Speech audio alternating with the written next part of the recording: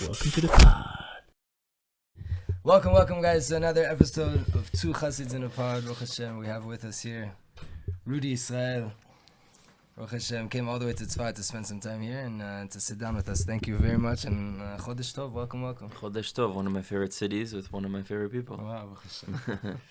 So I'm sure most people know who you are, most of our followers for sure, and if you don't, then in short, Rudy is very active online and in physical locations throughout the world, spreading the love of Am Yisrael and Eretz Yisrael and the land of Israel, and really trying to put people together. I guess that's the main thing, is conversation over everything, and that recognition and the chizuk to give towards Jews. And first things first, personally, as a friend from way back, it's amazing to see how much you've grown and what you're doing across the world and what an impact you have. And I want to go a little bit deeper. Let's go deeper. That's why we're in Tzfat. Chaim, Chodesh Tov. Chaim. Very exciting. Sababa. So, why don't we go back to high school? Back to high school. Michael Kropp in in Miami. Public school, 4,000 students, very ghetto. Very good. Trayvon Martin went to our school. There were like 3 fights a day at least, you know. But yeah, it was quite an experience. I went to Jewish day school before that school. And going from that sort of Jewish cocoon to the real world was definitely an important experience. And even there, I think me and you were one of the 2 individual Jews that really kept our Jewish identity. Like, people knew us as the Jews, you know, like we really like held strong to that. And it was good to not only learn what it means to be a Jew amongst Jews, but also what it means to be a Jew in a world that doesn't have Jews. For sure. And although our school was like nearly 50% Jewish, but yeah, because it's right next to the Jewish neighborhood, but the school itself was in the... And still, you two were known as the Jews. I wore a kippah and tzitzit. I don't know if that was 50% Jewish. You definitely had a lot of Jews, mostly like Spanish Jews, like those who had experience in South America. But you had a lot of different types of students, a lot of Haitians, a lot of Jamaicans, a lot of Cubans, a lot of Asians, Puerto Ricans, a lot of many different types in Miami. And it was a very interesting school. Let's just put it that way. Very colorful. Rudy's always been outspoken about Israel. And a famous story that we have, Rudy, when we were 15 years old, decides to throw a party at his house. And his parents went away. They gave him permission to do a party. And he's charging at the door to come to this party. And he's donating all the money to Tal. Right? And what were you doing at the party? I was going to ask if we should go on. So me and my genius friends, Baruch Hashem, one of them here in the land of Israel as well. You were also in the army? Yeah. But this is before. We're 15. We're in Miami. Like, you know, Yeah, I'm sure. No. It's not too much for you, but Yeah, let's skip ahead. But Rudy's having this party. My friends and I show up, and there's no alcohol at the party. And he happened to live very close to a plaza, so like a shopping mall and an outdoor plaza thing. And we went and we got a bottle of alcohol with fake IDs at 15 years old. And we came back to his party, no alcohol. We started selling shots from the bathroom to people for $2. But Baruch Hashem, I'm sorry, dude, I did that. We make tshuva, no problem. We move forward. Just find 10% of that money and give it to Tzahal. I gave 3 years, 2 months to Tzahal. I'm good. L'chaim, to Tzahal, to the Chayalim in Tzahal. Kodesh Kodeshim. So after school, right, I don't know, you finished school? I didn't finish. At 11th grade, I left. I just came here. No, I graduated and then came straight here. I think we came here around the same time. Yeah. And I went straight in the army. I joined at 17, and I think you joined maybe a year later or something like that. Which unit? Tzanchanim. Oh, very nice. Very nice. The ones with the skirts, as we call them. The ones who don't have to tuck in their shirts. Yeah, I mean, honestly, we were always jealous. Yeah, let's be real. We're in Givati in the south, in the desert, just like jealous you guys are in the Golan, right? Nobody's perfect. So you get into the army, and this Rudy that was always, you know, the love of Israel and definitely not in theory. Like, whoever has watched other videos and interviews, you always explain your story. Like, when you were 7, you experienced anti-Semitic attack in Europe, and from then, I guess that really lit the spark, right? But then you come into the IDF, and now you're like literally standing front line. Right. So for me, at that age, at 7 years old, when that spark was created, I realized that the attack wasn't only against me and my mom and my brother, it was against the people that we came from. Because that individual didn't know who we are, where we're from, what we believe in, don't believe in. He just saw us as a part of a collective. So if there's an attack against that collective, I have to find a way to serve that collective in order for those attacks to be minimized or completely removed. Which the most obvious thing for me was doing the army. Every Israeli has to do the army. It's our home, it's our country. Without the IDF, there's no Israel. That doesn't mean I agree with every way the IDF is used. That doesn't mean I agree with every policy or But everything. it's essential for sure. But it's not, people need to understand, it's not the army of the state, it's the army of the people. Now the state may be misusing that army, but regardless, it is the army of the people. So for me, there was no choice. If I'm Israeli, if I'm a part of Am Yisrael, I have to join at 17. When I finished the army, it was really like where I took the next step of evolution, because I always knew I was going to do the army. Even in high school, everyone was saying, "What school are you applying to?" I was like, "I'm going to the IDF. Like, I'll apply to schools after." You know. So for me, doing the army, although it was the next chapter after high school, was one that I was, very open with and knowing that I was going to do from a very young age. But what happened after is I started school in the US, and that's when I realized this next wave of anti-Semitism on intellectual spaces, especially on the left, trying to find ways to attach all sorts of social justice suffering that exists with other minorities, intersectionality, intersecting those problems with Israel and the Jewish people, which is exactly how anti-Semitism works, finding the source of suffering of a population and blaming that suffering on the Jewish people. Now it happens throughout time, throughout history, throughout different places in the world, and it's happening today. And that's when the evolution took a jump from being a physical soldier on the ground, protecting my home, protecting the people, to now being a warrior on campuses intellectually. You talk about a certain person and a certain attack that happened. You want to maybe talk about it? So very quickly, I was born in France. All of my grandparents were born in different countries. On my mother's side of the family in North Africa, Algeria, and Morocco. On my father's side of the family in Belgium and in Poland. And so growing up, I had here. Belgium and Poland. Very mixed identity, but none of those places are where we're from. All of those places where my grandparents had experiences in, right? Because in Morocco, we weren't Moroccan. In Algeria, we weren't Algerian. In Poland, we weren't from Poland. And all those other places. Same thing for the Jews in Russia. Same things for Jews in Germany, in Yemen, in Iraq, in Ethiopia. We were always Jews living there. So now that we've left those places, we can recognize the fact that we had an experience there, but that's not where we originate from. That's not where we belong. That's not our home. That's not our people. You can respect it, but that's not who we are. So that kind of played a lot within my understanding of identity growing up, because all of my grandparents were from those places. I'm supposed to identify with 4 places, but yet in those places, they weren't from those places. So how does that make sense? And I was born in France, second generation born there. Then moved to Israel when I was 3, then moved to Miami. And in Miami, it's a very mixed society with all sorts of different backgrounds. And people usually identify by where they last came from. Even in the Jewish community, we have the Maccabi games. You have Mexico and Panama and Colombia and Peru and Argentina and all these different teams playing each other, and they're identifying with this country, with this flag as Jews. And it was crazy to me, why do you not identify with Israel? Why are we identifying by these other things? And always someone would tell me, oh, you're from France, or oh, you're from Israel, or you're Ashkenazi, or you're Sephardi. And that kind of frustrated me that apparently my answer on identity came from somewhere else and not from me. And then that's when I went through this experience when I was 7, where me and my mother got kicked off of a bus for being Jewish. And that's the moment that just everything clicked. I realized that, again, it doesn't matter that I was born in France, that my grandparents were born in all sorts of countries, that I believe or don't believe this and that. What matters is that I'm a Jew. I'm a part of Am Yisrael. And that's why I was hated against. That's why me and my family were attacked. And it became very clear. So again, to me, the fact that I grew up in America, I appreciate that, but that's not where I'm from. It's not my people. 100%. The fact that I was born in France, appreciate that. It's not where I'm from. It's not my people. And you have to be proud to say it. A lot of Jews are afraid to say, oh, but what if they think we have dual loyalty? No, we don't have dual loyalty. We have one loyalty, and that's the Am Yisrael. Let's just say it honestly. That doesn't mean we're against somewhere else. It's like Moshe, right? Moshe Rabbeinu, when he came to leave, Hashem, one of the plagues, you had to hit the water, right? But the water saved him. So he had to have akarat tov. He had to have gratitude towards the water. He wasn't able to put a plague into the water and hit the water. So Aaron had to do it, right? Mm-hmm. But so we have this obligation to have gratitude, but that doesn't mean they even said there in that same portion, we shouldn't celebrate, I think, about the death of the Egyptians because, or it was another thing, because we should still appreciate. I mean, appreciate, like, show some respect that they still hosted us, even though we're not good, the best hosts. But exactly. So, but we're not these people. So then you choose to go to Colombia, like. So I first started school at UCLA. Okay.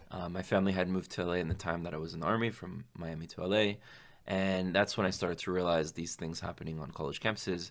And what frustrated me the most is not how strong the anti-Israel movement was, which they're strong, but how weak the pro-Israel movement was, how weak our own side was. And so I went to many different leaders in the community, heads of organizations, rabbis, heads of movements, and asked them, what are we doing? Like, there's clearly a wave of people hating the Jewish people, a disconnect of identity for Am Yisrael, them seeing spirituality as something negative, so many problems that we're seeing in Galut, and 60 to 80% assimilation rate in America. There's a problem here. Like, why aren't we dealing with it? And I kept getting these either like passive answers, don't worry, it'll go away, it'll all fix each other in the end, it'll be fine. Or to the contrary, if you do something, it'll get even worse for us, so don't do anything. Rabbis and other rabbis, heads of organizations, all sorts of people like being passive, and even not only passive, but refusing and being against taking action, which is against my nature. So when I found out that the real problem was that we haven't been doing our job, and not that the other side has been doing a good job, I decided to do something about it. And I went on Google and I typed in #1 most anti-Semitic school in North America. Columbia University was listed #1. So I transferred to Columbia. That's hilarious. Wow, that's mamish something. And that's where you were? No. Okay. Hashem, I was in IDF and in Israel. I didn't go to college. Wow. And you get there, like you have to create an infrastructure of exactly why you transfer there, though. Yeah, so I actually wrote it in my application that I'm going to come here and revolutionize this campus and change the anti-Semitism and bring people together, create a space that was for the Jewish people in Israel, but allowed a space for others, and also found a way to bring Israelis and Palestinians together, which is exactly what we did. It definitely wasn't easy. We definitely had many challenges and obstacles, especially the first year. But after 2 years there, we became one of the stronger groups on campus. Is the anti-Semitism that's like, I know kind of the answer to this question, but I want to say, I've never been more than 2 hours on a college campus, right? But like, is it purely from the students, or is it and also the professors? Because we see that there's professors, but like, what about like the school, like Columbia, people that are not teaching, that are running the school? The administration. Yeah. I'm sure you have individuals in the administration that are anti-Israel and pro-Israel, but I think the administration isn't taking a position of being against the Jewish students or against the students for Israel. They're more so siding with the pop culture.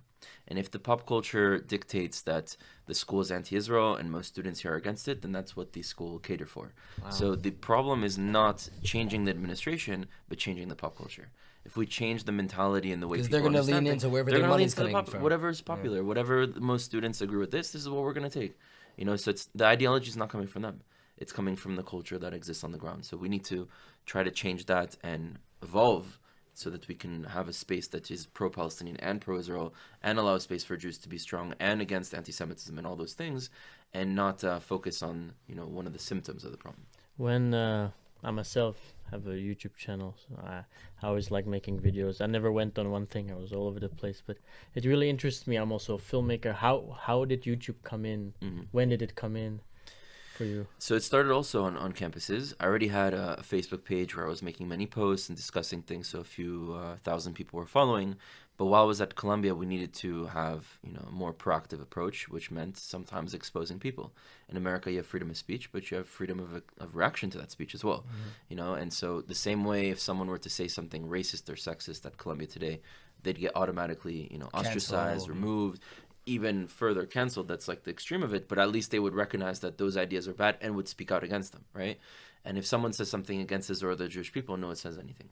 So in order to really change the situation, you have to change the culture, you have to change the perception, you have to change the understanding. And hold them accountable as well for talking crap. And so we would go to their events and film them and expose them and challenge them with very hard questions that would show that they don't actually represent Palestinians. They don't actually are even pro-Palestinians. They're using Palestinian suffering when it fits their agenda to be against Israel.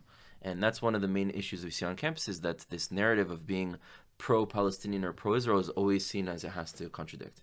And in my opinion, it doesn't. For sure. So that's how the video started. We started to make videos exposing people, and they started to get a lot of views and then interesting conversations. And then I met Noam Liebman, who at the time went by the name Andrew with Liebman Productions. And he's just an amazing artist when it comes to documentary filmmaking. You know, clearly talented, clearly has a gift, some light from Hashem, for doing what he does. And we decided to merge and join forces. And He was at Columbia, or he wasn't at Columbia. He was living in New York. He came to an event that I spoke at as the president of Students Supporting Israel Columbia. And that's when he found out about the things that I do, and that's when we joined forces. And while I was a student at Columbia, I went to the Chabad all the time, Rabbi Bloom. And I met a woman one time who came with this like very interesting looking kippah, and it had a minnow on it and a Magen David. It was clearly handmade. And I asked her, where did you get this from? And she shows me a picture on her phone of like African Jews putting tefillin and praying and doing all sorts of stuff. And for me, the reaction was like, how do I not know that this exists? I did the army. I'd been passionate about Jewish history and the Jewish people my whole life. I came to Columbia Dafka to stand up for the Jewish people. How do I not even know that a community of Jews exists like that in Africa? I've heard of Ethiopian Jews. I've heard of, Jews that are half black and that are Jewish, or, like Drake, for example. I've heard of converts that are Jewish. I've never heard of another community. And it doesn't mean they don't exist. It's like an injustice that we don't know about them, right? That we weren't educated. And so that's when I decided to go into research mode and find out. And I found out about the Lemba in Zimbabwe and South Africa, the Igbos in Nigeria, for which we went to, all sorts of communities in Tanzania, Madagascar, and new emerging communities as well, like the Abayudaya, which we just went to Uganda for. So there are very interesting things happening, and that's kind of where the project that I'm doing, We Were Never Lost, started, of finding out about these communities and realizing, wait a minute, if it was the other way around and they had come home first and we were still in Galut suffering, wouldn't we expect them to help us? 2, we know historically that there are 10 tribes that were displaced in Galut. Where are they? And number 3, if we're looking at it from a religious perspective, in the Torah there are many things. It says in the Torah, black and white, in the times of Mashiach, the tribes of Israel will come back from the 4 corners of the earth. Yeah. So we know that they come back. Number 2, it says that Yehuda is blessed by Yaakov, or Yaakov blesses each one of his sons. And Yehuda is the blessing that you will be the one that preserves Torah and gives it back to your brothers when they lose it. Now, his brothers in his lifetime did not lose Torah. It's foreshadowing to the future tribes that will lose the connection of Torah, and Malchut Yehuda will be the one to bring it back. And the third thing, in Gemara, it also says that one of the purposes for the exile of Israel was for them to come back with converts. And so you also have this phenomenon happening in Africa, which we dedicated 1 episode out of the 6 to talk about these emerging communities of converts that have joined the Jewish people or who are on their way to join the Jewish people. It's crazy. Just before we transition into the African segment of this, right? Like these videos that you make, like especially the confrontational ones, right? Outside of APAC or whatever it is. Where in the world did you get those midot of like, the Baal Shem Tov has a teaching called Shiviti, of like, Shiviti Hashem lenigdi tamid. I put Hashem is in front of me at all times, but Shiviti, Baal Shem Tov says, is Shivyon. It's equality, equilibrium, right? That no matter if a person is praising me or he's disgracing me or he's putting me down, I'm in front of Hashem. I know it's all good. This is all for my good. And that's how I like that teaching the Baal Shem Tov. Whenever I watch your videos where you're like, you're going to war with these people, literally, you're like so calm. I know for a fact I would never be able to do that. Yeah. For a fact, you would go swinging. Start throwing bows. But how did you do that? Knowing me since high school, have you ever seen me lose my cool? No. And I don't know if you remember the story, but right when I came to Israel, we both came to Israel. We were in Shinshin, a club in Tel Aviv. Yes. And there was this like Alsim that were like starting a fight. Wow, I forgot about it, but I remember you ripped my shirt, ripped your shirt. Wait, tell us about this. Hold up. He was starting a fight because he was trying to like hit on one of the girls that was in our group who had a boyfriend who was with us. This like nice French kid, and so he's like getting very aggressive. And at some point, I bring him to the side and I speak to him, and he starts to cry. And what I told him is basically like, you're wearing a Magen David. We're coming from Galut. Do you know how many people out there like want to kill us, want to come after us for thousands of years, what we've been through? These are your family members. And you're coming at us and attacking us for what? For you trying to hit on a girl that has a boyfriend? Like, you wouldn't want that happening to your sister, to your mother, to your friend, to your cousin, to anyone. And he started to cry. And so I felt that, you know, in that moment, I could try to connect to what he really cared about and what he's in the way he sees the world. And I think that's how I've always approached each situation. You know, when I speak to an anti-Semite, like neo-Nazis that you might be referring to in the videos, first of all, they don't know me personally. So the fact that they hate me doesn't come from something personal. It comes from the fact that they were taught misinformation. So there's a lie there. There's something wrong that has to be litaken. We have to fix this. And number two, there's clearly pain that they have, that they feel they need the way to get out of it is to attack the Jews and to take it out on the Jews. So if I notice that this is the cause really of why they're in this position, why don't I use my energy to try to heal that or to fix that? And in the moment, if you take yourself out of the situation, right, that you might be very emotional, it may be the first time in that person's life that they meet a Jew. Yeah. Maybe the last time in that person's lifetime that they meet a Jew. And you might not change them in one conversation, but you might have planted some seeds that take some time to grow and for them to realize in order to grow. And everyone can do tshuva. Now, if they get physical, which Baruch Hashem, in those types of situations, it's never happened in debate videos, you know, I would obviously defend myself physically. But if it's not physical, then I'm going to try to find a way to come to a solution. It's very beautiful. It's a power though, because it's midot. In the end of the day, like, you know, the biggest Kabbalist of Tzfat said that the real reason we're here in this world is to letaken our midot, to fix our midot. And when we fix ourselves individually, obviously it has an effect on everyone around us. And I don't think... I think it goes beyond it. He's fixing Avat Yisrael. If I die, for a Jew for sure. But when that person who's like a sonné, like, you put them in such an awkward position, like that guy in the club that you brought up, right? Like, why did he cry? You shattered him in a second, right? But with what? With metikut, with sweetness, with like, it's I don't know. I would love it. I love watching those videos just because I take more. Forget the conversation. The conversation, most of the times they go over. If you've been in Israel and you know this, like, you've heard these conversations, you've probably lived through arguments like this. But the dynamic of the conversation, that's what stands out to me. But yeah. How'd you get arrested, bro? I thought I was only going to be the one that went to jail. You know, I think everyone from Krupp at some point gets arrested.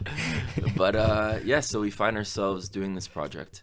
And the goal of We Were Never Lost is to bring light to these stories of disconnected communities of Jews around the world, whether they're lost tribes or emerging communities or re-emerging communities like the Bnei Nosim. And each season is in a different region. Season 1, Africa; 2, Asia; 3, South America, which we know many Bnei Nosim communities exist. And it's to go to all four corners of the earth and to bring Am Yisrael back in together. And so one of the episodes for Africa is in Nigeria, the Igbo people, which are a fascinating group of people. They believe to be descendants from Shevet Gad. There are many things that they've been doing for thousands of years that are very Mosaic, Abrahamic traditions, circumcisions, mikvehs, laws of nidot for when a woman is on her menstrual cycle, to be disconnected from her husband, all sorts of practices that are clearly not from Africa. And there's a river that goes from the Middle East all the way into that area that they believe that they traveled through. They actually have a theory that God himself had a son when he moved to Egypt, and that son with other Hebrews moved and created an outpost in this region called Afra, which eventually became called Be'afra or Biafra, and this is what is today southern Nigeria. And eventually when the tribes were displaced, God knew that they had an outpost of God over there, and that's where they came. That's the theory. But there are many things that are factual. The fact that they've been practicing these Hebrew customs for thousands of years. There's a narrative that says, oh, wait a minute, what if they were inspired by Christianity? And just took on the Bible and said, we want to become Hebrews and Jews as well. Well, this has already been disproven because the first people from Europe who came to Africa were proselytizing Christianity before colonizing. And as the church was sending people to this region, which eventually became called Nigeria, which really combined 3 regions, the people coming to Africa were writing letters back to the church saying, we are witnessing Jewish life here.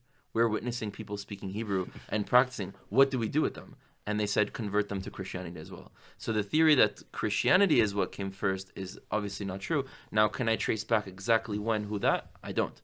Will it be found and discovered down the line? Maybe. But what else could we see is how they're treated within society. First of all, they're the most successful demographic in all of Africa.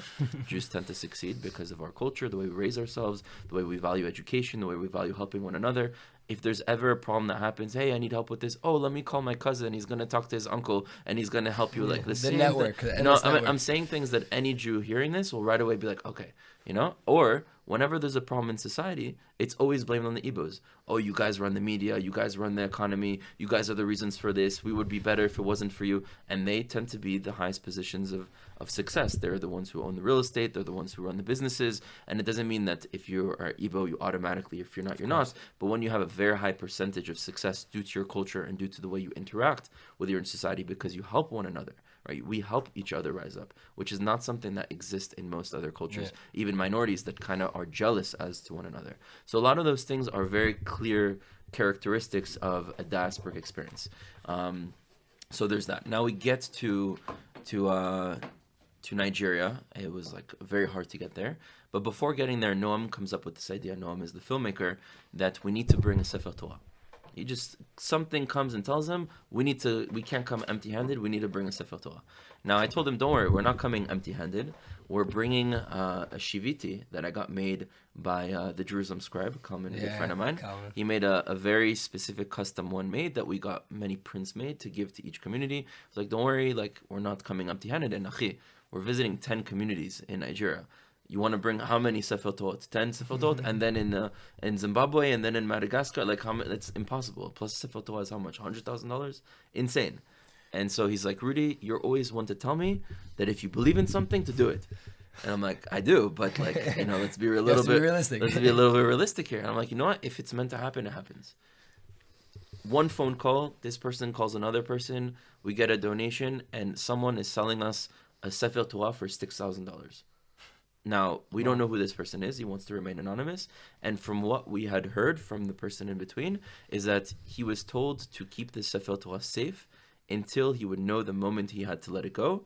And I don't know how he knew we were the moment, but we were the moment for him. And he let it go to us. Now, this is a Sefer Torah that survived the Shoah, about 200 years old. Is written in an ancient chtav that doesn't even exist, that existed for Ukrainian Jews, which is very similar to the Sephardic chtav because they didn't actually change. And so we had the Indiana Jones of chtav to come and to show us what it is and which communities. Like I've never seen a full Sefer Torah actually written in the chtav that is completely extinct. And so we are able to have the Sefer Torah, which is a miracle. Now the issue is like the outside case is like a wooden case, very plain. So we get Solomon Souza to be able to do an amazing art piece of 2 lions, which is Shevet Yehuda, opening up the Sefer Torah because we bring back Sefer Torah to the rest of the Shvatim. And the back is a DNA spiral tree rooted into the ground with 12 stars into the tree representing the 12 tribes, and on the top each letter for each tribe. It was like a beautiful art piece. So miracle after miracle. Within 2 days before we leave, we get a Sefer Torah that survived the Holocaust. That's like something that you would think it belongs in a museum if it's not serving its purpose. So now, which it definitely is. Number 2, we get this last day before we fly, Solomon to come, one of the most amazing artists, did all the Machane Yehuda things in the shuk. And then number 3, now we need to transport it. Okay, so I can't bring the whole case with me in the airplane, so we have to pack up the case, ship it with the luggage, and I have to bring the scroll wrapped in a talit with me on the plane. Now, our plane is from Tel Aviv, Istanbul, Lagos, Asaba drive to Ogidi. That's our trajectory. Wow. Now, a lot of things can go wrong in a lot of things can go wrong in Africa. The flight from Israel to Istanbul is okay. They understand Jews and this and that. I'm carrying a Sefer Torah, but they say I can't have it on me when we're taking off. You can't have anything. You can't have anything in front of you. I have to put it on top. So I make sure to wrap it with like blankets and that there's nothing else there. It's not going to get damaged. And I make sure to pack it up safe. The woman was very nice. Now, flight from Istanbul to Lagos, Muslim country to predominantly Muslim government that doesn't necessarily know so much about the Jewish people. That's, Turkey is not the most pro-Israel country. Nigeria, it depends. You have some that are, some that aren't. So we're traveling from this country to this country. It's much harder to explain why Sefer Torah has to be kept safe and what it actually is. So we rush to our flight, which we're already late. We get to the flight. We're all the way in the back of the plane, fully, like there's not one spot, okay? And there's not one spot either in the top. So I'm opening and it's like all these bags that are fit in. How am I going to put the Sefer Torah inside? And so I tell the flight attendant, listen, there's no way I can put the Sefer Torah. It's an ancient scroll from Jerusalem. It survived the Holocaust. It's 200 years old. There's no way I can put it there. I need a clear spot. And she like, oh, what if we move this? I'm like, no. Either we take all these stuff and we put them somewhere else, and I put the Torah here, or I need another spot. She's like, okay, come with me. She takes me all the way to first class, opens one of the compartments that's empty because there's less people there. We put the blankets and everything, and right behind me, dafka out of this huge plane, hundreds of people, right behind me I hear, Shomeachi? The Sefer Torah? Right there is an Israeli. Like out of all places, right in across exactly where I'm putting. And I'm like, wow. Because as I'm walking there, all I could feel is like, okay, at least it's gonna be safe. But what if someone goes to the bathroom and touches it? I don't have eye contact with it. I'm feeling uncomfortable. And boom, there's a Jew there, and I tell him, listen, Wow. it's not a coincidence that you're right there. You have to watch over it for me. And he's like, no problem. I go back, and 2 minutes later, the flight attendant comes, and she says, he wants to speak to you again, go back there. And I walk back to him, and he's like, what's your seat number? And I'm like, I'm this seat, one of the last ones, like before last.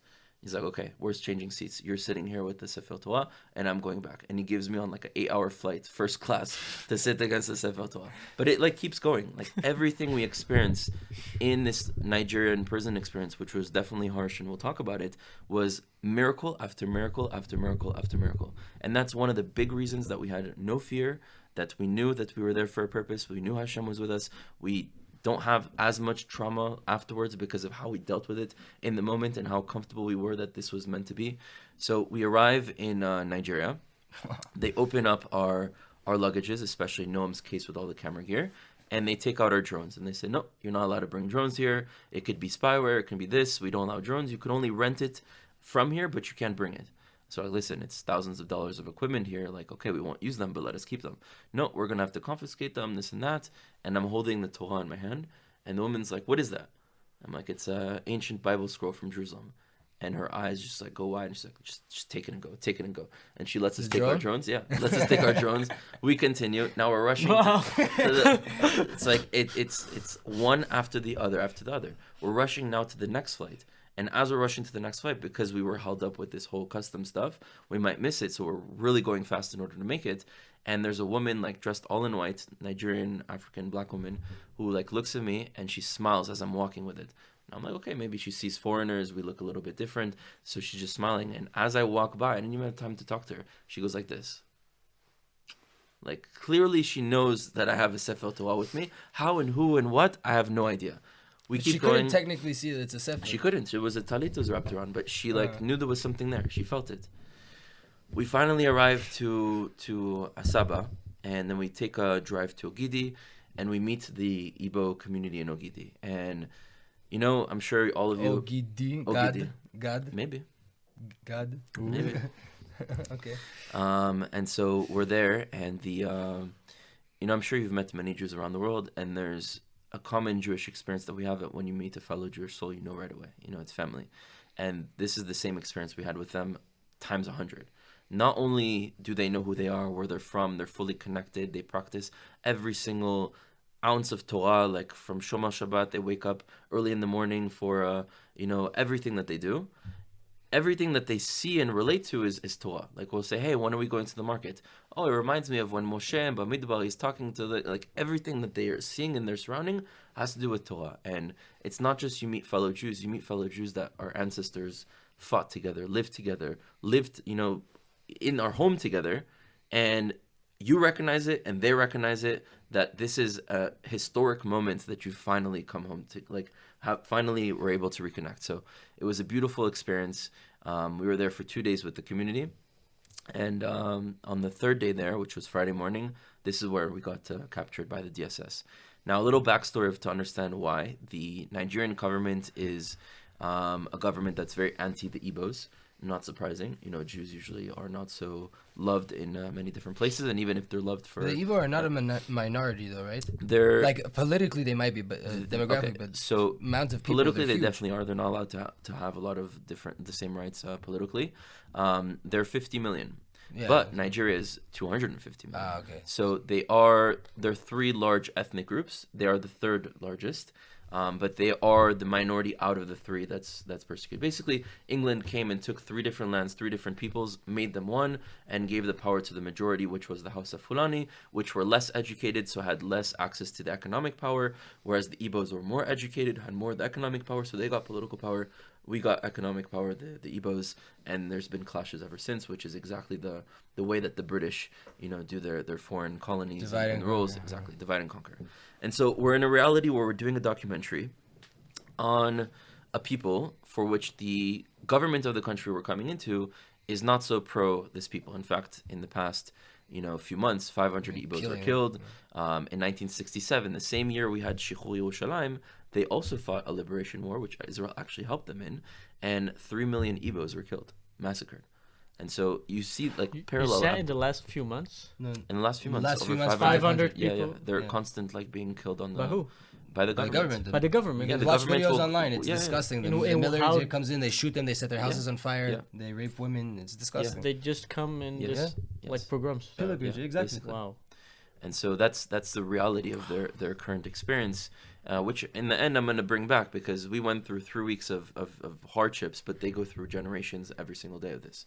So we have nothing to compare to what they go through. And if anything, I want to use this opportunity to bring light to that, through sharing our experiences. Yeah, my internet didn't work 2 days ago, but I don't know if that's... Yeah, well, Hashtag first world problems. So we get to this community, we're right there, everything's fine. And on Thursday night, which is the end of the second night, we start seeing these blog posts of people saying ridiculous things. Mossad agents have come to Nigeria to take apart the Nigerian government, in these funny accents on YouTube videos. And we're laughing as how ridiculous this is. We're making a documentary on Jewish tribes around the world, not coming to topple governments. And they've brought a Sefer Torah that's going to destroy Nigeria. What? Where are you guys getting this Power. from? And You might be right in a way. I mean, maybe spiritually, Spiritually, fix yeah. things, but nothing political, nothing military, nothing anything like that. So we arrive in this starts to happen, and so we write a post on Facebook, official post saying we're not a part of any political mission, we're not a part of any governmental, diplomatic group. We're here purely to tell the stories, and a documentary, nothing to do with that. Where you come say this? Where were we staying? No, you're saying this to... We're saying this on Facebook as a public okay, post of okay. our page, so that all the media outlets that are going crazy right now in Nigeria will see that this is what we're saying. We have nothing to do with what you're accusing of us of. We think that this is enough.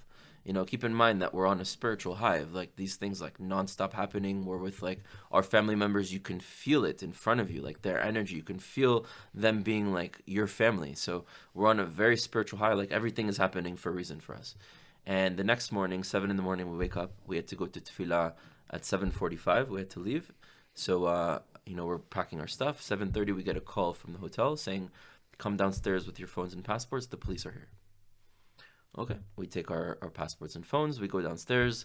And it's not the police. It's 15 armed gunmen with black ski masks pointing guns at us. What Whoa. guns are they pointing at us? Israeli. Tavos. Tavos.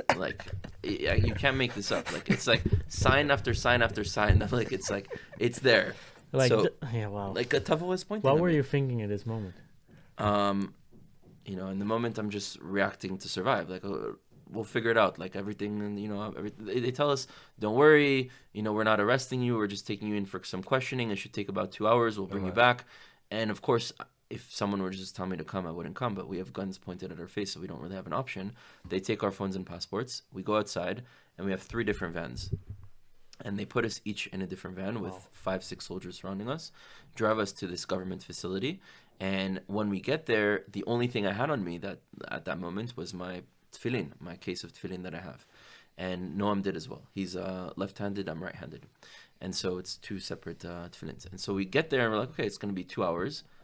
Let's leave our tefillin in the car. Who knows that we get there, they'll search us, they'll open it up. We'll leave it in the car and then we'll come back and get it after. We leave it in the car. We get held into this government facility room, and it's okay, 1 hour, 2 hours, you go up for interrogation, come back, you go up for interrogation, come back, like over and over. You guys are together though? We're together Friday, but now it's like 4 p.m., 5 p.m. I haven't put tefillin yet. And so I ask the guard to allow the driver to go get my tefillin, and I tell Noam, hey, do you want him to bring your tefillin as well? And Noam's like, no, you can leave it in the car, I'm fine. Because we're in our mindset, we're getting out. But me, I'm realizing it's getting late. I should go and get it. And the driver goes, and instead of bringing my tefillin, he brings Noam's tefillin. Now, no coincidences, this mistake. He brings Noam's tefillin, and he's like, okay, you know what, I'll keep it. You don't have to bring it back, but go and get Rudy's. And because he did that, we ended up having our tefillin with us, and we would have never seen the tefillin again if he hadn't made that mistake. Oh, you didn't ask for it. I asked for mine, but he ended up bringing Noam's instead. But Noam's the one that got yours back as well. But he said, go and get both back. So we get both back. Now we put on tefillin. This is now Friday, like 5 p.m., 6 p.m. Shabbat is approaching. And there's a few things that I've never broken in my life. I've kept kosher my whole life. I've done kiddush my whole life. I've done all the fasts my whole life. So those are things that are very core and very important to me. And so I'm thinking to myself, I'm going to miss my first kiddush. There's no way. So we ask some of the guards once we realize we're going to end up spending the night here, can you bring us some food, some apples, some crackers, something we haven't eaten all day? And if you can find grapes in some fridge or something that is in this like government facility, please bring us grapes. And they were able to find us like a small cluster of grapes, and we did the kiddush on some grapes and the motzi on some crackers, and we kept strong to like our yadut and everything that was important. And in our mind, we're like, you know what? Tomorrow we're getting out. Everyone since we've gotten here has been telling us Africa time. Things go slow in Africa time. They go for sure. Tzvat time. Or you go to the Caribbean. Things are slow. You go to like the Persians in Great Neck. They'll tell you Persian time. Everyone uses that except for maybe Germans. By the way, just German time. Quick question: you were interrogated till now, like brought in. How did that go? Like, were they rough? Were they being nice? Were they playing it both ways? They weren't at this point. This was before we got taken to the real prison. Mm-hmm. At this point, they were being aggressive psychologically. They were playing mind games. One of our team members, David, he's 47. So it was very strange to them that I'm 28 now, but at the time I was 27. It was very strange for them that a 27-year-old person would be the team leader when someone's 47. So they kept saying, we know he's the leader, he's the team leader. Like, he already told us, you can tell it. Like, they were lying in order for me to admit. And I'm just like, listen, you probably learned these tactics from Israelis. I'll save you the time. It's not going to work on me. So how about you, like, ask me what you have to ask. I'll answer all your questions and we can go, So that's kind of how I was going. There was a lot of, like, mind games that they were playing, but nothing, like, torturous at that point.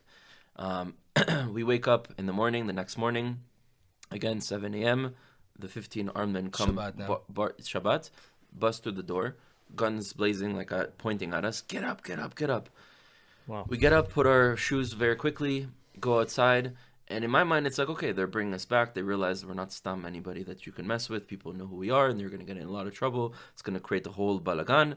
And I see the 3 cars, the 3 cars that they brought us in, 3 vans, and I see that they're bringing us, all 3 of us, into the same van. Now, right away, I'm like realizing, okay, we came here 3 separate vans. There's 3 vans, but we're all going in the same one. There's a change in the pattern here, meaning we're not going back to the same place. And what is basically us being in the middle van and 2 cars being on the outsides? It's a patrol. We're the cargo. They're transporting us somewhere. Now, where are they transporting us is the first thing that comes to my mind. Like right away, this is as I'm walking to the car, what's processing my mind? And before I get into the van, I asked them, where are you taking us? He says, you don't need to know. And they push us inside. And that's the moment where I shift from it's going to be okay to there's a problem in front of us. People get executed left and right here. They might take us to some hole in the jungle and get rid of us. And there's no way that we are going to be, in this generation, led to the slaughter like they did in the gas chambers. And there's no way that my story ends in the middle of a hole in Nigeria. We have to find a way to get out of here. There's no doubt. So all I'm thinking about while I'm in the car is how I can take one of their guns and take them out and get us out of there. That's all that I'm thinking about. Like, I'm looking at the street signs. Are we going towards the jungle? Are we staying on the road? Mom and David are lucky they were with you, bro. Yeah, I'm looking at the interactions of this. This guard is like kind of falling asleep. I can, target him first, then take out the general. The officer that they have there, then this person is really tall. He can barely move. He's the least problematic in the situation. That's all I'm thinking in the first hour.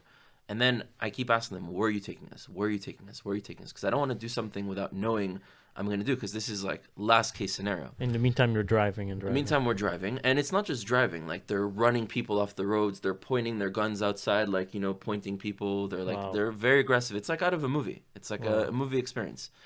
And we finally, after an hour of like asking them, where are you taking us? Where are you taking us? One of them is like, just tell them already. And they're like, okay, we're taking you to Abuja. There's another 10-hour drive. Abuja is the capital city in the north. And over there, don't worry, you'll get your passports, you'll get your phones, your ambassadors will be waiting, you'll get a lawyer. We just need to do the process over there. That's the capital city. Now, at least now I know we're not being taken to our death, at least from what I'm told. So I'm not going to do something that doesn't need to be done. And so we wait, and we're hoping to hear better news. And we arrive finally at this place. Now it's Saturday, like 6 p.m. We arrive, they hold us into this like room that they have. And on the side, I see a door. And this is like a wooden door. And after 10 minutes of waiting in this room, they open the wooden door. And then there's a metal cage gate door that they open. And they pull out this elderly Nigerian man, matted beard. One of his legs is swollen, barefoot, ripped jeans, like shorts. His shirt is brown. You know, he has shackles on his feet, just like walk. Clearly, the guy's sick and has been tortured in there for a long time. And they take him out, and they close the gate, and they close the wooden door, and they walk him outside.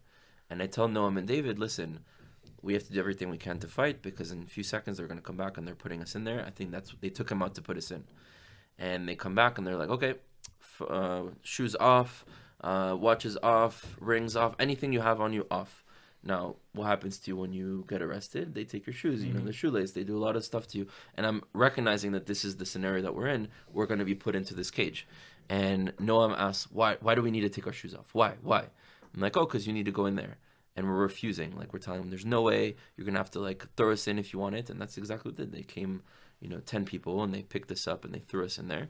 And we find ourselves in this, like, small cage, maybe, like, 4 meters by 4 meters, like, very, very small. No AC, no light, full of like rat feces and human urine on the floor and in bottles. You know how in the shatach, like they have it there, black on the walls. Like it's just like from human filth, writings with like tallies of how many months people spent there, things written, this is the University of Life, remember my name because tomorrow they execute me. Mold everywhere, like the most disgusting situation you can be in. I'm saying, like, after 2 days we were pulling black from our noses from just breathing in rat feces. Like that's how disgusting the conditions are there. And we find ourselves there, and I'm not going to go all in the details of everything that we went through, but there are many things we needed to figure out in order to get us out, and we had different strategies, and we're applying those strategies in order to get out. But why did you guys decide against the public? So that wasn't me. Scream? That was my family. And the reason is because the government is very different than other governments. Just a week before we arrived there, the president made a tweet against the Igbos threatening them with genocide. And Twitter took it down, obviously, because it violated their guidelines. And he banned Twitter from all of Nigeria. You don't have Twitter in Nigeria anymore. Wow. So this president is someone that's like, oh, you're going to come at me like that? Okay. Let me like kill one, or let me cut their hands off. That's the type of scenario that we're in. It's better to stay quiet. So that was their, I mean, we, in hindsight, you don't know what could have worked better, but at the end of the day, we're out, and we're out and healthy. So what was... I prayed for you. Thank you. I think it was also a moment that helped Am Yisrael gather together, in tough times. So there's a lot of other things that happened to us while we're in there. After the first week, David gets very sick. He has an immune system disorder, and he gets taken to the hospital, and eventually they extract him. After the first week, we finally got our first meal. They didn't give us food for a week, only water. Wow. And we held strong, saying we won't eat unless you give us kosher food. Because by the way, whoever is listening to this was all happening during the 3 weeks. Yeah, from 17th of Tammuz to the 9th of Tisha B'Av. Yeah, Tisha B'Av, we did it in the prison. And so we're in this situation, and they're not giving us food, and we said, you know what? I tell basically Noam and David, look, they're not giving us food not because they want to kill us, because they wouldn't give us water. If they want to kill us, they would have killed us before, because they want us to suffer. Technically, we can survive a month without eating. So at some point, they're going to come and give us food. And when they do, this is what we're going to do. We're going to tell them, sorry, we can't eat your food, the same way most of you are Muslim. If someone came and gave you pork, you wouldn't eat it. We are Jewish. We can't eat your food. We eat kosher. But I have a solution for you. there's a place in Abuja that has kosher food. It's called Chabad. And if you go there, they will give you kosher food. And they'll even deliver it here for free. Now, why do we do this? Of course, we want kosher food, but we can eat non-kosher food if it's for life and death. You can get the message out. Exactly. We knew that the world was looking for us. We knew that if Chabad would hear that there are 3 Jews that they need to provide food for in prison, these are the 3 Israelis that are missing. And the world was able to put 2 and 2 together with my family and my brother, who realized on Find My Friends that I was in a governmental facility and all sorts of stuff. Mikhail, that happened. Did anyone know at this point where you were? No, At that point, they're starting to figure it out, that we're in the DSS hands and not kidnappers of someone else. And so after a week, they finally give us our first meal, and we only had 1 meal a day from Chabad that would bring us food every day. We finally took our first shower, which means going to the bathroom that they don't have toilet paper. They have a bucket they clean themselves with, so you take the bucket and you pour it on your head. And they move us to a new cage with 2 roommates that are Boko Haram terrorists. One of which killed 70 people in a terror attack, and this is a wing of ISIS, Boko Haram. And so we're not in the best of conditions, you would imagine. Not the best. Everything we're doing is a fight, like whether it's like with the guards, whether it's the interrogators. Everything we're doing is Did you like get to fighting. speak to the Chabadnik or to the Rabbi? No, only when we got out. Are you getting it all still interrogated during this Yeah, time? so it's like during the day they take us out, interrogate us, bring us back in, and you're in a cage. Like you have nothing. You have no stimulation, you're locked. Like you go crazy at some point. Like let me out. I want to live my life. I have things to do. I shouldn't be here. I've done nothing. And one of the things I would say, there's another 2 miracles that happened to us in there. The first one I'll say with our tefillin, the only thing we had on us was tefillin. When we gave back all this stuff, when they asked us to take this and that, we said no to the shoes and no to the tefillin. So we kept their shoes on, and we fought them, and because we fought them, they just let us be, and they kept our tefillin. So every day we would put tefillin on, and Noam had one of the Shema packets that you get from the Kotel, that on the back of it, there's an English that says, in the Talmud, it is written that when you wear tefillin in times of war, you strike fear in the hearts of your enemy. And so we read that, and Noam's like, listen, we're planning to do a protest. Let's do it with our tefillin. And so we put on our tefillin, and they come to get us for the interrogation. And the guy looks at us, and he's like, what are you wearing? What is that? I was like, it's called tefillin. It's our religious item. We have to wear it today for spiritual reasons. He's like, because when I saw it, you scared me. Like the first thing he says is, you scared me. And no, but we were like, we were not crazy, so they could tell that we were not. You guys weren't giving them problems. No, we give problems in the right times. Yeah, that's the key. Give But problems in the right reasonable, times. like I'm not eating just kosher. Like I'm gonna, if you touch me, I'm gonna fight you back. But like if you cross the line, not just for anything, to see that you don't mess with me after a certain line. There are certain things that you respect. You put the boundaries. So, yeah, and I was always keeping them on their toes, always like showing them like you're not going to treat me as an animal. I'm not lesser than you. Mm-hmm. So, for example, after they take us with the tefillin, for the first time, for some reason, they bring us to an elevator, and we go down to the lobby floor, which is where we're planning to do like a big protest and screaming, because there you have civilians, you have people higher up, and we wanted to make noise. This is the path to go to the interrogation. That's where we chose to do it, and so they take us down instead of the stairs for the elevator the first time. And we're on the 3rd floor, and so I see 3, 2, 1, -1, -2, and so I'm like, -1, there's no -2, just -1. Okay, so it's just the basement floor, and I ask him, I'm like, so what do you have on -1? What do you do over there? Like, are you keeping prisoners there? Are you torturing people? Like, I'm like, talking to them, and he's like, need to know, and like. He's basically saying you don't need to know, like he thinks he's funny. And so the other one like starts laughing, like, ha, he got you. And he's like, do you know what need to know means? I'm like, yeah, I get it. Need to know. I don't need to know. Like, you think you're funny that you're not going to tell me as if I don't need to know. That's fine, because I was going to tell you what's on -2, but now I'm not going to tell you. He's like, what's on -2? I was like, don't worry about it. Need to know. So it's like constantly like showing them that we're slick, but they don't know Miami. Constantly showing them that we're sharper than them. And so they take us down, and finally like we have our tefillin on, and me and Noam like, very loud say, let us go. This is illegal, violation of human rights. There's no way we're staying like this. And it took like 30 people to jump on us and pull us. Like Noam's tefillin were like all the way down after. Like we really put up a fight, and they threw us back into the cage. And this like created a whole big noise all over the prison. Everyone was talking about us, which was the purpose of doing that. And definitely made a lot of movements that would have happened later on and not sooner if we hadn't done that. And they keep us then 2 days in the cage without going out, with no food. They like punish us with no food. There were times where they would keep us in the first cage, and they came and they painted the whole entire room. And they made us stay in like painted room, like we're like suffocating, like we can't breathe the whole night, like we're like this, you know. You can feel your throat like sore, like you're bloody, like inside, it's burning inside, you know. Afterwards, there are a lot of things that they did like that. But the last miraculous thing before I get to the conclusion is whenever they would take us to the interrogation, they would take us downstairs through the lobby into the interrogation hallway. Now this is a long hallway. You have one door, one door, one door, one door. And basically the way it works is you have the guards that are standing here, and you have the interrogation happening here. And the guards are always the guards having to do with the interrogation room. All the stuff that they have going on in 250 million people, this is the main facility for the worst crimes and the worst things. You know, you have most wanted pictures all over, you know, the prison. And so they always take us down the hallway and into the very specific room. Now, they're all numbered, the rooms. And which room are we always brought into? 18. Which room is across from us? That is the room, like, responsible for the guards, that these are the two rooms we're associated to? 26. 26, right?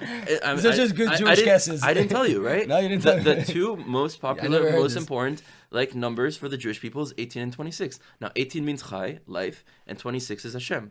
So I'm like, okay, this is definitely a sign, but I'm not putting it together. I'm not understanding it until another day that I'm walking down, and I'm noticing on every single door handle, on every door, there's Hebrew on it.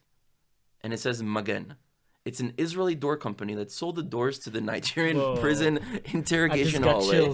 And if you put it together, 26 Magen Chai. Kadosh Baruch Hu is watching over your life, don't worry. Hashem is protecting your life. And it's like non-stop things like that throughout our experience of showing like Hashem was with us, and that we had no fear and we kept strong and stayed true to who we are. Baruch Hashem, after 3 weeks, our families were able to put pressure on the Nigerian government through different means, the U.S. government, French government. Where's Israel in all of this? They could have done more. I'll leave it at that. It's the classic story. This doesn't represent the Israel for me, like the people. It represents the current government at that time. Okay?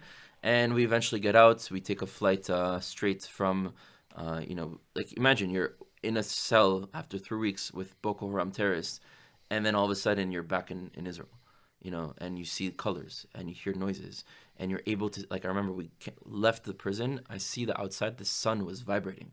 The green on the grass was like so colorful. It was a surreal experience because you're deprived from your senses. Wow. And we get brought back to Israel, and it's overwhelming. Like we couldn't sleep for the first week and a half, 2 weeks, because there's just too many things happening that your brain can't rest. It's just and too much. Everyone's been hearing about also, it. But it's just too much. Like I can't fall asleep. I don't feel like afraid. I don't feel scared. Like while I was there, I wasn't afraid. So why would I be afraid when I'm leaving? But I'm not able to fall asleep. It was crazy. But PTSD. Eventually. Yeah, we could say it's a form of of PTSD. a form of. But I think the really hard PTSD comes from a lot of, if you dealt with the situation in a negative way. So like I have friends who went to war, right, and they in the moment couldn't function, were in shock, and then all of a sudden they have those memories and those emotions flooding back. Whereas like for me, I'm proud of like what I went through. I know that we were able to survive and come out of there strong. And so when I have the memories, like, yeah, it was very hard, but it made me stronger. It's not something that that does that. But each one of us takes it differently because we were 3 in there. You had your positive mindset. Yeah. Your frame of mind protect Very you. important, very important. Whenever, I would say this, if someone can take something away from this, it's 2 things. Number 1, if you're ever in a hard situation, never lose emunah. Always be strong and always act in a way that not only you can survive and maximize your survival, but when you look back in 20 years, you'll be proud of yourself and not ashamed. And number 2, the whole reason that I'm even open to sharing this story, because this is something very personal. It's not something that I want to talk about.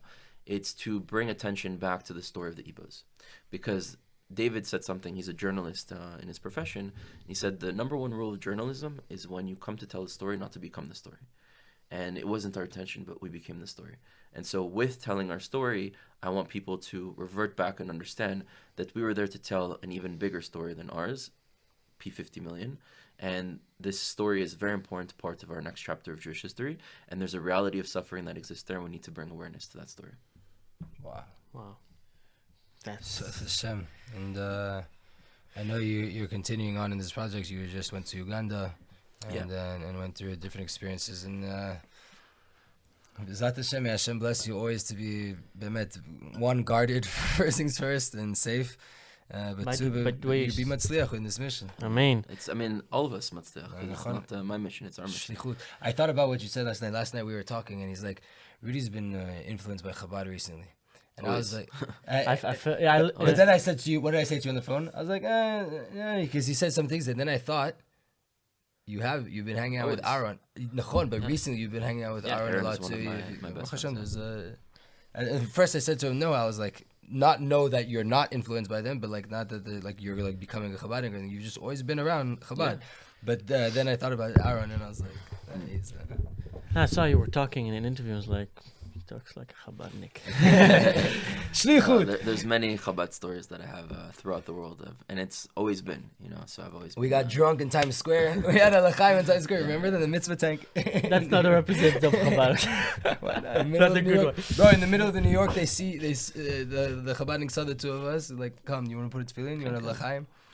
By the way, since you said you became the story, and you went to such a crazy experience, but hopefully no one may experience something like that. It's so, even though you had a great mindset, it must have had an effect on you.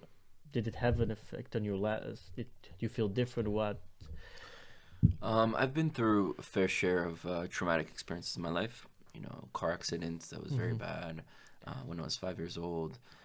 Anti-Semitism, army. There's a lot of things that people have been through. A lot of things that I don't want to talk about. By the way, I don't even mean to say negative, positively. Maybe how you feel changed. Something that shakes you, right?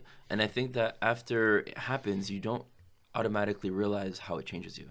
I think only years later you can look back and say, "Wow, that moment made me see this, or made me realize that, or made me evolve in that way." And everything is from Hashem. It was meant to happen. What we were meant to go through for many reasons. One, we grew from it. We became stronger. And number two, so many people learned about the Ebos, which was the very purpose of going there in the first place. Probably more. It probably so amplified everything you were doing. So many things are connected and are always happening for a reason. The goal is to be able to overcome those challenges, the tests that are put in front of us, and to really learn in order for us to achieve our tikkun individually and collectively. May you be successful in your mission. Man. What does Rudy have planned for the next 5 years, the next 10 years? There's a lot of traveling. I love to travel, but the documentary project in itself, let's just say, for example, there's 3 seasons at least: Africa, Asia, and South America. And so right now we're finishing the Africa one, then we'd go to Asia, then we go to South America. But other than that, there's many other things that I'm doing, trying to empower Jewish identity, bringing people back to their roots, narrating the story of Am Yisrael in their international space, trying to unite Israel within the land for us to find a collective mission and vision. We don't. We have the vessel of Israel, we have the people, right? You have the driver, you have the vehicle. We know the location is Mashiach, right? But we're not driving. We're not actually uniting and actually going there. So I think that our generation has to have this chapter where we actually are able to unite all the different tribes, which there are many that are still missing in the puzzle piece, right? When you're doing a puzzle, if you don't have all the pieces, it's almost impossible to do the puzzle. So we talk a lot about first fix things here, then we live there. But the other tribes of Israel are part of the puzzle pieces, and we can't fix things here till they come back. So they're part of the process of us being able to fix here. So there are many issues. The way I see it is that every person sees different problems, right? Our eyes are a reflection of our soul, and every soul feels a different purpose to do a different tikkun in this world. And with time, it might evolve, and some people care more about medicine, some people care more about the environment, some people care about economics, about politics, about spirituality. Everyone sees different things because we're all a part of one, and we're all supposed to come and fix. And so I see certain problems, and I want to use my potential and my time in this lifetime to be able to fix those problems, which is the problems that Am Yisrael faces, in my opinion. Is that the show? May we all be so busy with bringing Am Yisrael back and bringing Mashiach here. Amen. It's very inspiring how much you do, and how much. Thank you. Thank you. Where can people find you? Where can people connect to you? You can find me in Israel. No, okay. You can on social media. I mean, it's my name, Rudy Rochman, RudyRochman. On Instagram, it's Rudy_Israel because my Hebrew name is Israel.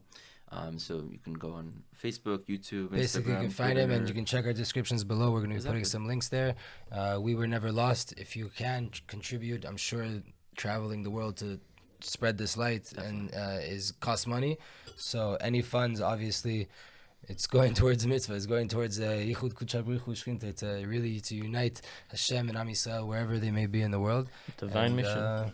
Exactly, a divine mission. So B'ezrat Hashem, may be matzliach constantly, Amen. and the schut of the month of Adar, Rosh Chodesh Adar. Wow. May we do it b'simcha. We do it b'simcha. That's the that's most, what Adar right? is. If do it Hashem b'simcha. There's over 90 curses in the Torah that are written. God forbid, not on a person. But the end all, at the end, it says, why would a person be cursed with all of these things? Because they didn't serve Hashem with happiness. You did all the mitzvot. You didn't do it with happiness. That's so B'ezrat Hashem, may you be b'simcha in all of your missions, and Amen. keep on doing good things, brother. Amen. L'chaim, l'chaim. L'chaim. L'chaim.